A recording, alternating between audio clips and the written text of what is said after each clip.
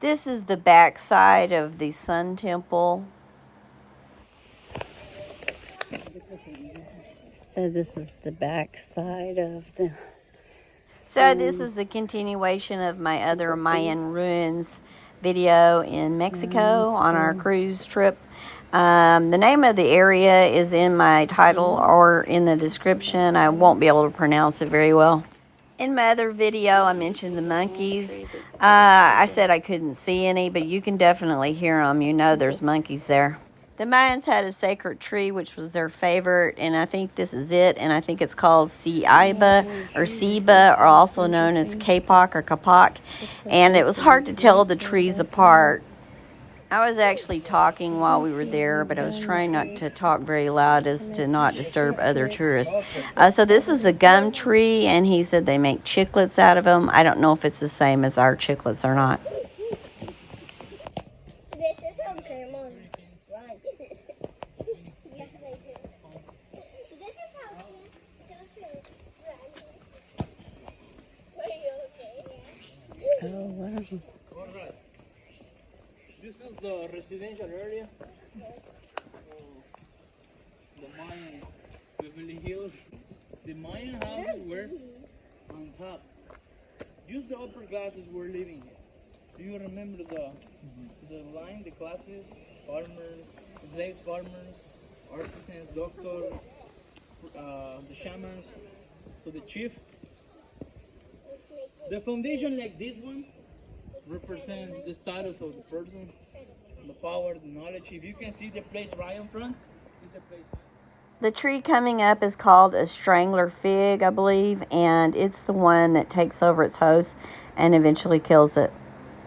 They put the camera in this position and then they go Up there. up there, and then they take the photo and you can see something cool. You can see all the hole from the bottom to the top. Really? Let me show you.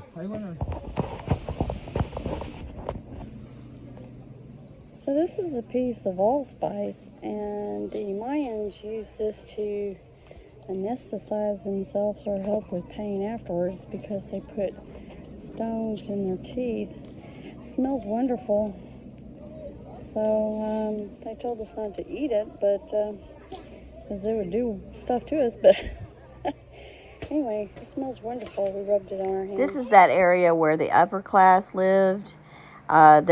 That circles around the market square.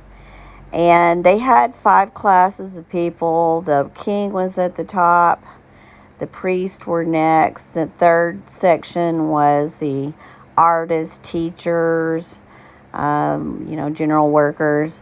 The 4th class was the farmers, and last and largest was the slaves. The Mayans have been depicted in literature and movies as being peaceful farmer types, but in reality that wasn't really accurate. They were fairly warring, and there was regular upheaval in their leadership. I read up on it later. They were definitely an interesting culture. Our tour guide pointed out another plant that was psychedelic, and it was very dangerous to consume it because it was way more potent than like marijuana. I thought that was interesting too. These upper class people were buried at the corners of the square. I think this is a trunk of a very large palm tree. Back of a tree, but it's really cool. It must be kind of dead. I don't know if it's a palm tree or what, but I like it. This temple was really large, and you could go up this high side, and then this other side here was a lower side. I had to take the lower side. But the lower side was hard, trust me. This is looking down from that big one that I just mentioned, and this is the side of it. We're going at this point up to what he called the Moon Temple. It's a temple that still has a little bit of paint on it, and you'll see it in just a minute. Yeah. Oh, wow. This is not, that's the front of it. Well, that's the front of it right there, and then we're going to the back side of it. Oh, wow. Those steps are kind of rough. because, you know, they're rocks. It's not like concrete. So, not only were the rocks uneven, but it's pretty hot out there, and also you're doing a lot of climbing, so please excuse my huffing and puffing.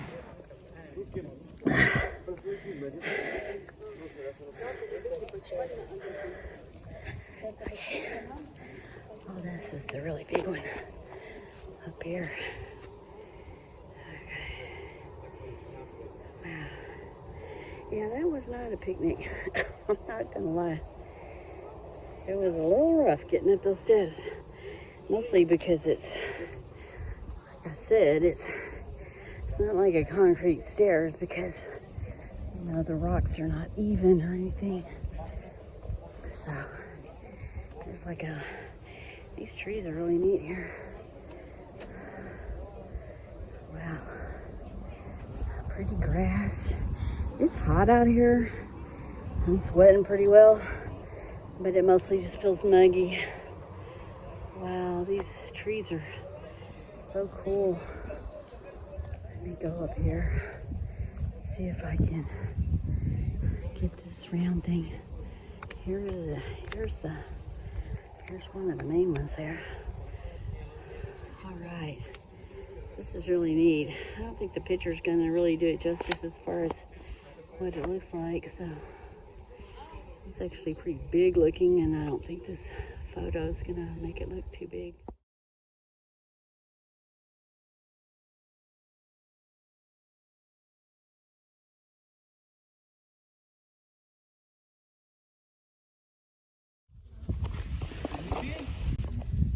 I want to show you the last picture. A ver. Alright, this is the red. This is that moon temple, and what red, it does have some color on it. It's not bright red. These pots were found inside of this temple, quite a few of them, and it was used in their worshiping. Were used for the Maya. Okay, so this is the main one of the main ones. It's really large, so it's got some, here's the steps going up to, and these steps are treacherous, let me tell you. Super treacherous. Oh, I love this. There's a lot out here still that are unexcavated. I don't know if I already said that or not.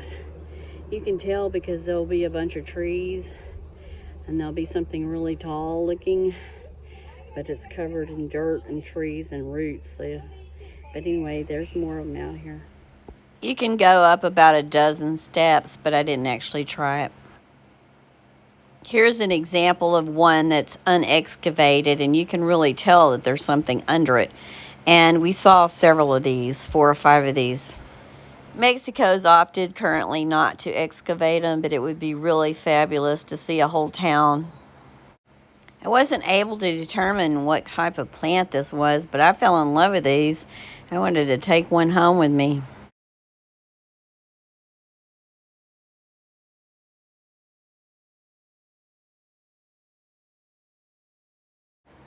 It really looked and sounded like a tropical forest, and actually, I believe it is. Well, this concludes my Porta Maya Mayan ruins excursion video. Our tour guides were definitely above and beyond. They called themselves Genesis and Exodus, but that wasn't their real names. Exodus brought along a folding chair that he'd whip out every now and then when he thought someone might need it. None of us did, but I thought that was definitely above and beyond. They gave us a lot of history in the van on the way over. The tour itself was very interesting and very explanatory. I mean, there was a lot of information. And it was just really a wonderful trip over to the ruins and back. The drive was interesting to me because I've been to Mexico several times, but I've never been in the country before. And it was both humbling and sobering to see a bit of the poverty of the housing. As we know, Mexico in general is a poor country for the average person. Anyway, it was an excellent excursion, and if anybody's interested, I don't recall the name of the company, but if you'll make a comment, I will ask my daughter and tell you what the name of the excursion was. There are several of them. As you saw in the parking lot, there was quite a few buses and vans, but we really liked ours. We were in a large van. It was very well air conditioned, and he entertained us the whole way, which I thought was nice of him. And it was an excellent excursion tour, and I highly would recommend them if anybody was interested. All right, well, thanks for watching, and stay tuned for my next video, because it will be our Cozumel, and we took a catamaran and went snorkeling. Thanks for watching.